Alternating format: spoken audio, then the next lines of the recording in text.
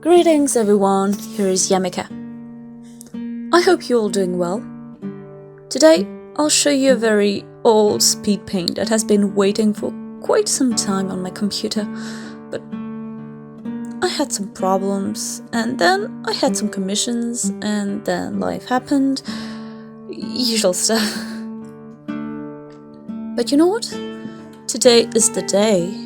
And I'm proud to finally introduce you to my D&D party.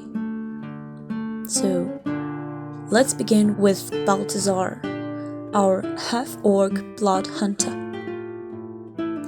Balthazar comes from Confederation, a steampunk-ish federal state who went through half a dozen crises in the last 2 centuries. An epidemic, democratic crisis, a werewolf invasion, a dramatic drop in the population, famine.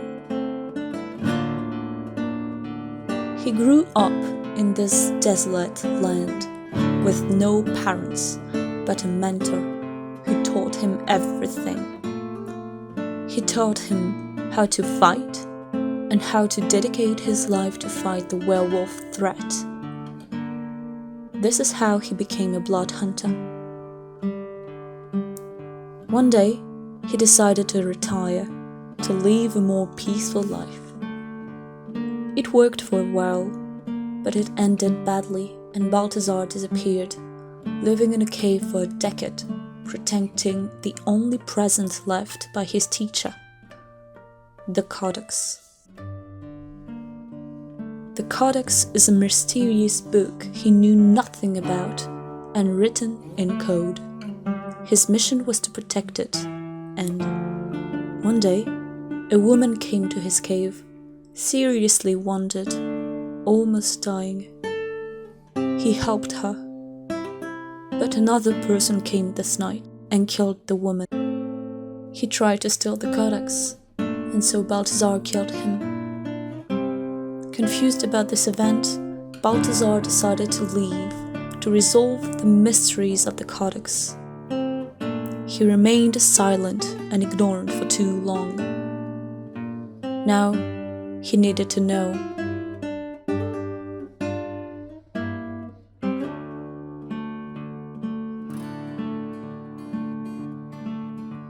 He's an interesting character, not very charismatic as you can see. He's not social, nor joyful, nor really pleasant to be honest. He's silent, a science nerd. He looks machines and experimenting, and he's very, very serious and dedicated. He carries a weight on his shoulders, but he does not share it. Still, he demonstrated at some points a kind of, he's been kind of fatherly figure for the group. He's worried about Ayla and Rani. He wants the best for them. Rather than talking about it, he acts, and he is very protective of them. I think he took quite some time before really getting in touch with the party, but he proved his worth more than once now, and whatever I try, he seems impossible to kill. Oh, that's terrible. May the orcish resilience go to hell. Now, about his design. The player gave me a lot of clear instructions and references. I think he had quite a precise pic in his head, and I'm not sure I kind of managed to depict it clearly. But let's be clear, Balthazar is a witcher, so I just couldn't escape the inspiration. Fun fact, even though he looks tough on the outside, I knew from the very beginning that he was way more gentle in reality. This is why you can see a lot of round lines, round shapes to soften the result. His haircut, nose, eyes and general face features are roundish, while his body looks squarish to demonstrate its stability. Those theories are very classical tropes in character design. For instance, Carl in Up. He's just a square, and this reflects how stubborn and stable and kind of boring he is. lines have a power, and I like using it.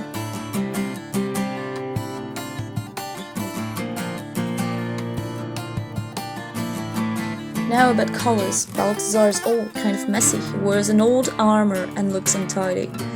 The desaturated colors and the heavier figure illustrates those points. And the green, reddish scheme is just usual color theory to create some harmony. As once again, Balthazar should not stand in a crowd. So here it is.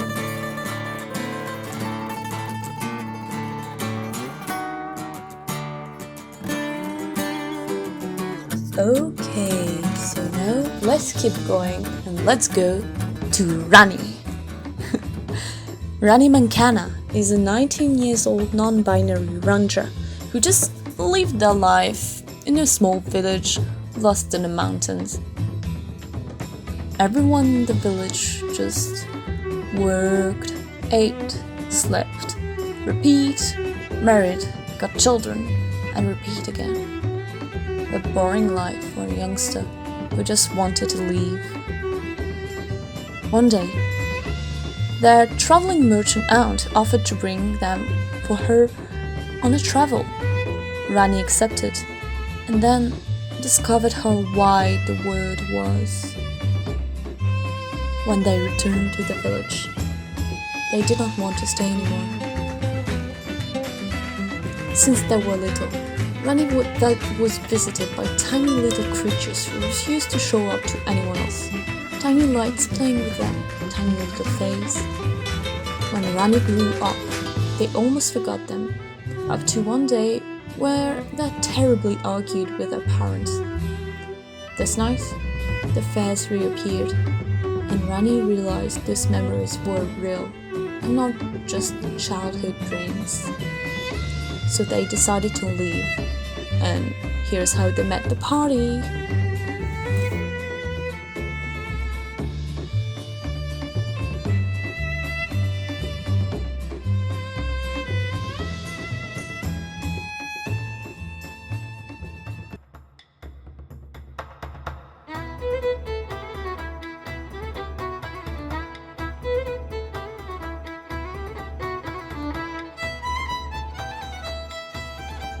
Okay, so now, who is Rani?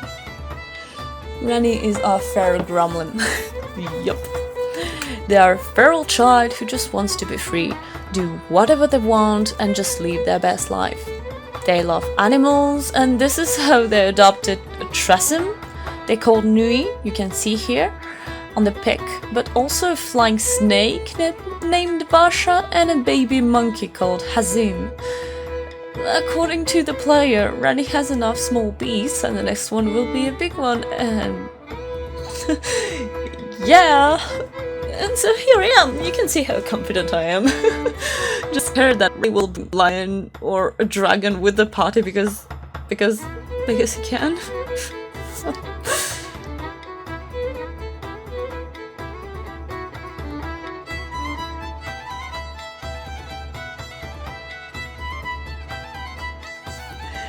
Rani took some time to get along with the group, particularly Ayla, as they are so different. Rani doesn't care about almost anyone. They're honest, brutal, and that's it. It's so refreshing to have such dynamic character without any dramatic backstory.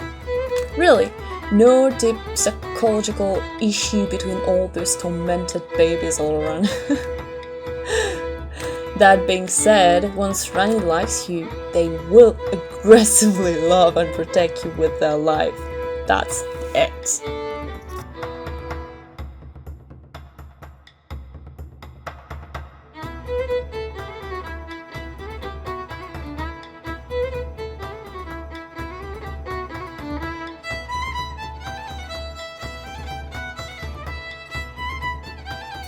So now, about the design.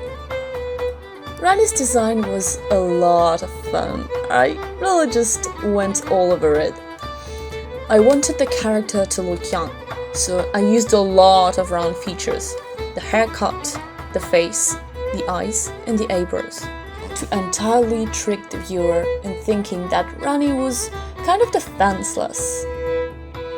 Then I just went totally crazy on pointy lines and angles with the shirt, the boots, the weapons, the patterns, everything. Give the little run, and some spice. This is also why their eyes are so round, but slightly angular to translate a vast-like gaze. I like them. They also have a very classy tattoo back representing nature spirit, but unfortunately you can't really say that. There is currently a lot of mysteries around the series, and while the party is slowly discovering more about them, no one knows what they're for, or why they appear only to Rani. Nevertheless, they strangely seem to have a connection with Ayla.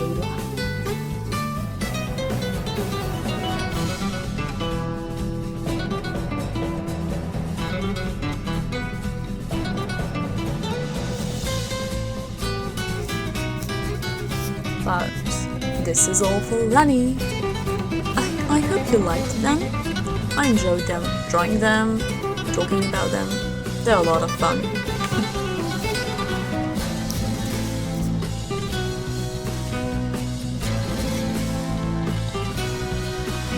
So, talking about a strange connection with Ayla.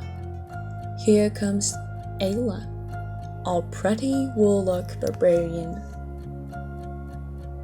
Ayla Jaime is a young blacksmith who grew up in a normal family living a normal life, always dreaming about adventures and heroes, until she decided to follow a traveler into the unknown. She traveled and started to discover the world to learn to fight, but one day they were attacked by a creature.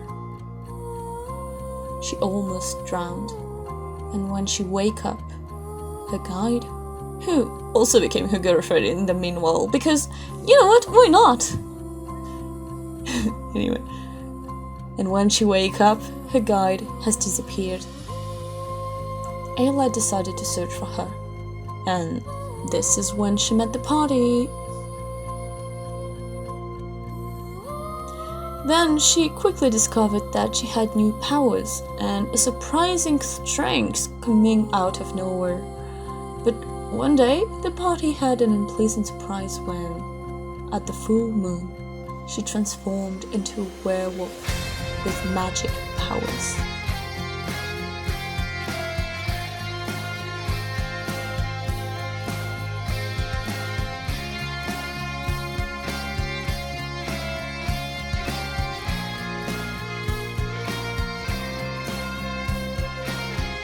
Yay!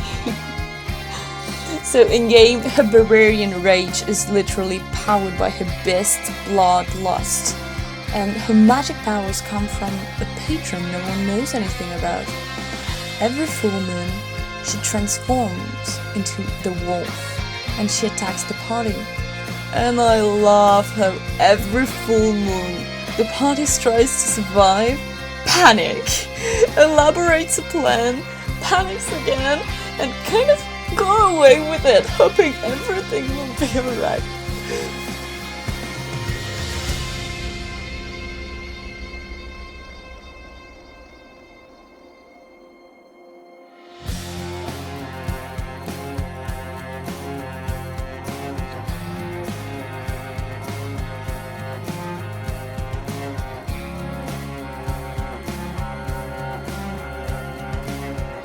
For the moment, the party doesn't know about the pact, nor who her patron is, or even why is she a magic werewolf and not just a regular one.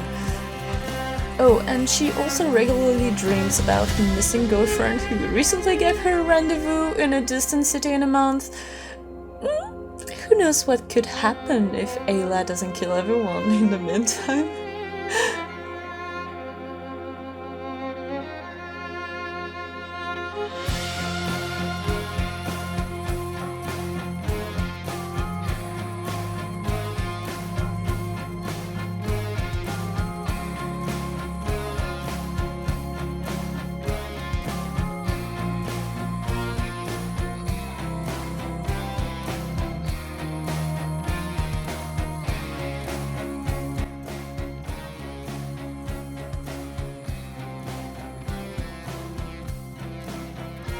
For Ayla, I was inspired by a lot of girly-ish character. I can only give you some of them, like Linkle, Jester, Lisa from Fire Emblem, and of course, the Red Riding Hood, as she has a strong connection with wolves, which explains the reddish color of her outfit. Once again, I used lines to reflect her personality. Ayla is kind of childish, and she is very sweet. So I used a lot of round shapes and smooth lines to draw her. Her skirt, her haircut, big and innocent eyes, her shield, and even her shirt. Everything here is round.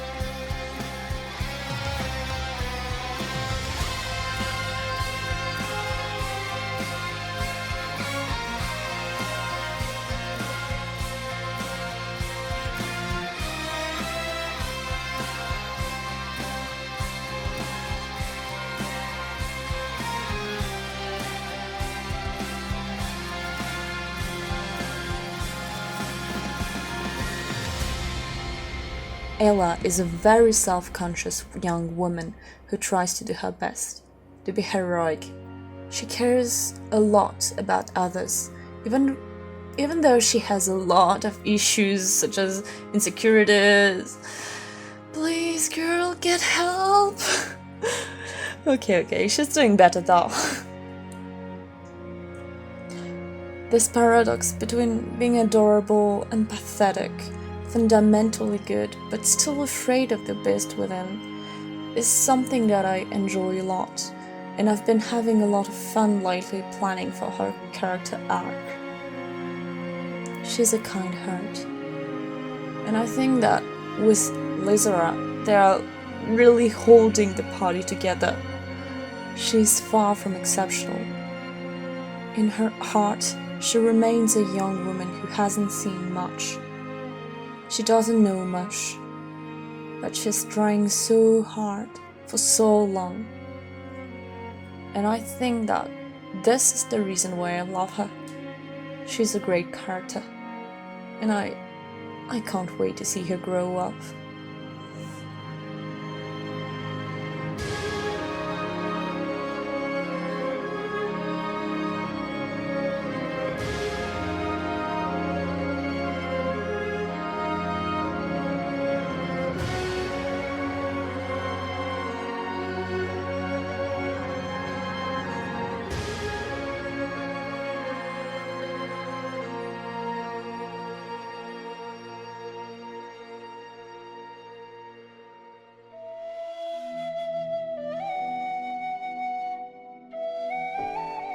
Okay, so, last but not least, Lysora. Lysora Dorrick is a noble man, the brother of the regent of a great city of the empire. But he is not your usual fancy lord. Well, kind of, but he's a bastard, born in the desert, in the nomadic tribes.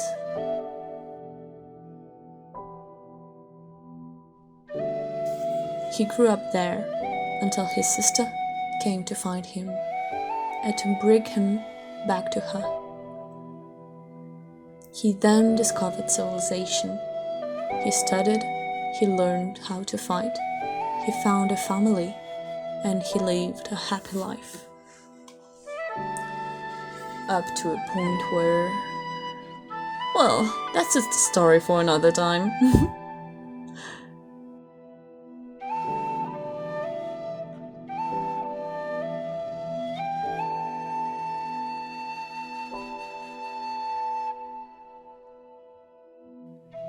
A decade ago, his nomadic mother died, leaving behind a mystery, 2 magic elvish swords, and a pendant with a sentence: repair the mistakes of the past, give back what was once taken. He decided to follow the track, and this is when he met the party. Lysora's design was inspired by some classic nomadic cloth, such as the belt for instance, but I wanted to use both the almost tribal look with the more distinguished and classy style of nobility. Everything in this character is dual. He is both from the city and from nowhere. He is a man with very feminine features. He looks proud and confident at first glance, while he's still grieving and full of regrets. He has everything, but he lost the more important. I find him touching in this aspect.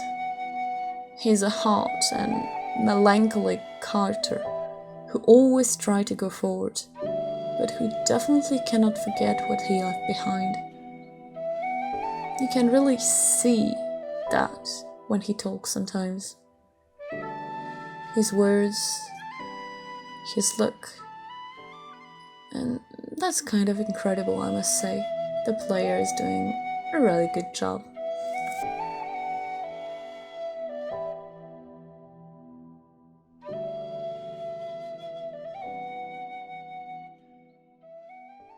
This duality inspired me a lot, and you can also see this in the lines. His fair hair cloak are all drawn with very smooth lines to show his very feminine and soft side, while his scarf, eyes, swords, and even patterns are rather pointy to reflect his more spicy and dynamic personality. By the way, notice the tattoo on his face. This is a nomadic tradition. You can draw a line called the lifeline on your body when you reach adulthood, and then you customize that line to reflect the events in your life. And the crescent here represents the great joy. Otherwise, the color scheme just came naturally as a reference to nobility, lace flowers, but also inspired by some classic regal color schemes. His play also asked for some green and it looks nice, so here we are.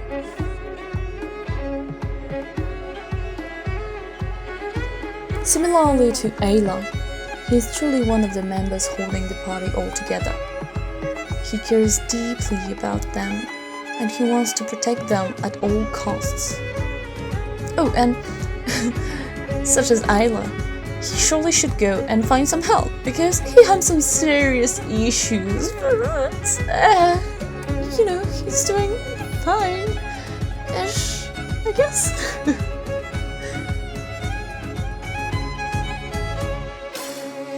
I like this concept, and I enjoy so much role-playing with him. Lysora is a very charismatic and talkative character. He gives my NPCs opportunities to shine, and I cannot explain how much of a delight it is to me as a DM. But you know what, he also gives the others opportunity to shine, and that's kind of incredible, I must say.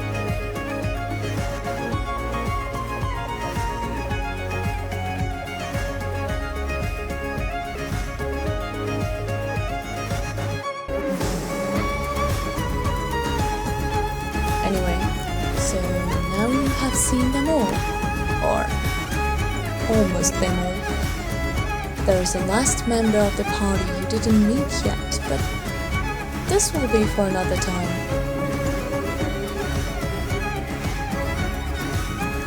I hope you enjoyed this video. I wish you to have a very nice day. Have a great life. Goodbye.